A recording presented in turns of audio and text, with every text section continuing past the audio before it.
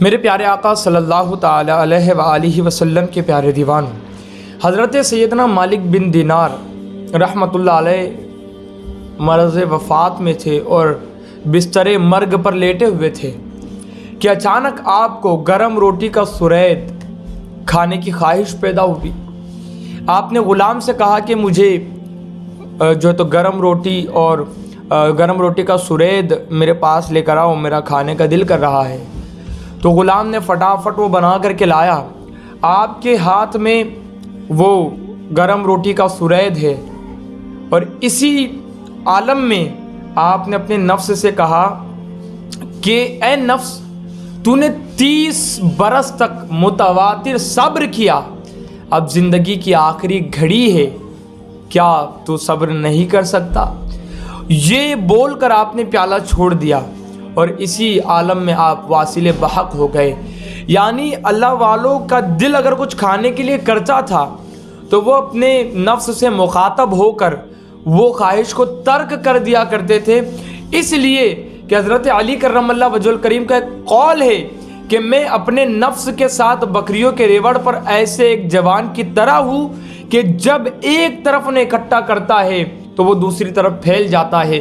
یعنی جب ہم نفس کی کسی ایک خواہش کو مان لیتے ہیں تو وہ زیادہ پھیلتا ہے اور زیادہ خواہشات کے انبار لگا دیتا ہے۔ حضرت سلیمان کا قول ہے کہ جس شخص نے اپنے نفس پر قابو پایا وہ اس شخص سے طاقتور ہے جو تنے تنہا ایک شہر کو فتح کر لے۔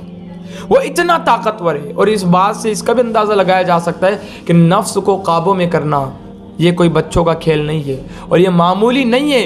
حضرت علی نے فرمایا کہ بکریوں کے ریوڑ کی طرح ہے کہ جب بھی اکٹھا کیا جائے وہ پھیلتے چلے جاتے ہیں۔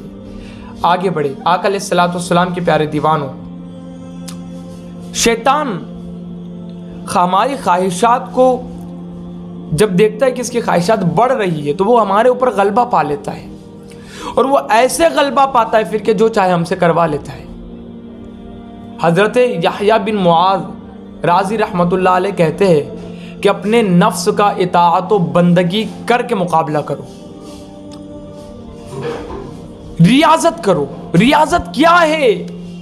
شب بیداری، قلیل گفتگو، لوگوں کی تکالیف برداشت کرنا، کم کھانا، ایسے کہ ہم اللہ کی عبادت میں محو رہے، شب بیداری کرے، جاگے عبادت کرتے ہوئے، کم بولے، زیادہ بولنے کی عادت نہ رکھے اور کم کھائے۔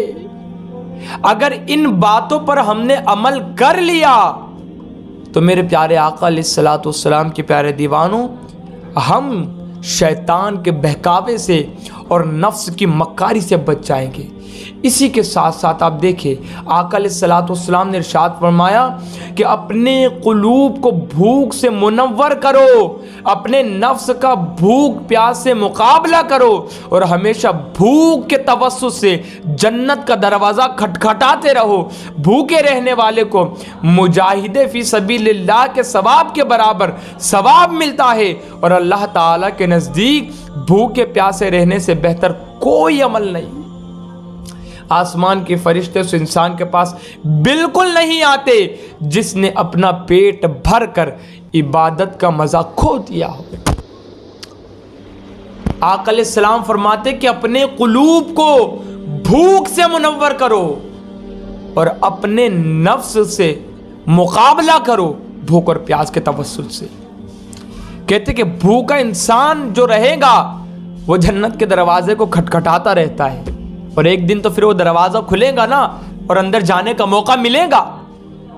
تو میرے پیارے آقا علیہ الصلوۃ والسلام کے پیارے دیوانوں، بھوک سے مقابلہ کرو۔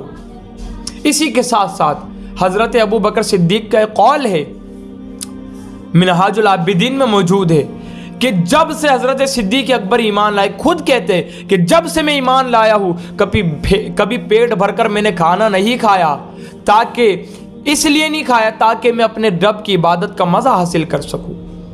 اس شخص کو رب کی عبادت کا مزہ نہیں ملتا جس کا پیٹ بھرا ہو، انسان خوب سیر ہو جائے اور پھر کہے کہ عبادت کا مزہ مل جائے، کبھی نہیں مل سکتا۔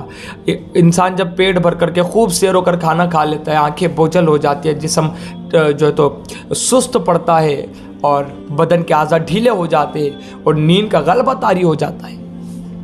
اور یہ دونوں چیز بھوک اور نیند انسان کے دشمن ہے. حضرت لقمان حکیم نے اپنے بیٹے سے کہا کھانا اور سونا کم کرو، کیونکہ جو شخص زیادہ کھاتا ہے زیادہ سوتا ہے وہ قیامت کے دن اعمال صالحہ سے خالی ہوگا. اسی کے ساتھ ساتھ آپ دیکھیں کہ حضرت یحییٰ بن زکریا علیہ السلام نے شیطان کو دیکھا اور بہت سارا بوجھ اٹھا کر جا رہا تھا. حضرت سیدنا زکریا علیہ السلام نے اس سے پوچھا یہ کیا ہے؟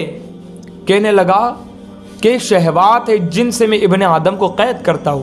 حضرت زکریا نے اس سے پوچھا کہ کیا تو نے کچھ میرے لیے بھی تیار کر رکھا ہے؟ تو اس نے کہا کہ نہیں، تمہارے لیے کچھ تیار تو نہیں کر رکھا، لیکن ایک رات آپ نے پیٹ بھر کر کھانا کھا لیا تھا اور جس سے آپ کو نماز میں سستی آ گئی تھی. یعنی پیٹ بھر کر جو کھاتا ہے وہ سست ہو جاتا ہے اور عبادات میں سستی پیدا ہو جاتی ہے. تب حضرت زکریا نے کہا کہ میں آئندہ کبھی بھی پیٹ بھر کر کھانا نہیں کھاؤں گا. جیسے ہی شیطان نے یہ سنا تو حضرت یحییٰ سے کہنے لگا اسی بات ہے تو میں بھی آئندہ سے کبھی کسی کو نصیحت نہیں کروں گا. کوئی اتنا مکار ہے. ہمارے اسلاف بھوکے رہتے تھے، پیاسے رہتے تھے اور عبادت و ریاضت میں اپنی زندگی کو گزارتے رہتے تھے. حضرت یحییٰ ہی کے حوالے سے ایک بات ہے کہ ایک رات جو کی روٹی پیٹ بھر کر آپ نے کھا لی اور عبادت میں حاضر نہ ہو پائے، اللہ تعالیٰ کی عبادت میں جو تو حاضر نہیں ہو پائے آپ، تو اللہ تعالیٰ نے آپ پر وحی نازل کی، اے یحییٰ کیا تو نے اس دنیا کو آخرت سے بہتر سمجھ رکھا ہے؟ میرے جوار رحمت سے بہتر تو نے کیا کوئی اور جوار پا لیا ہے؟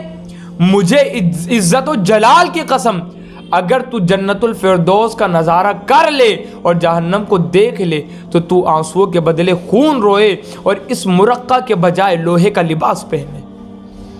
میرے پیارے آقا علیہ السلام کے پیارے دیوان، تو دھیان رہے کہ کم کھائے کم سوئے. کم کھانا اور کم سونا یہ نفس کے لیے بہت ہی کٹھن ہتھیار ہے اور بہت بھاری ہتھیار ہے. اگر ہم ان دونوں چیزوں کو پکڑ لے تو انشاءاللہ تعالی ضرور بالضرور نفس کے شر سے ہم محفوظ رہیں گے.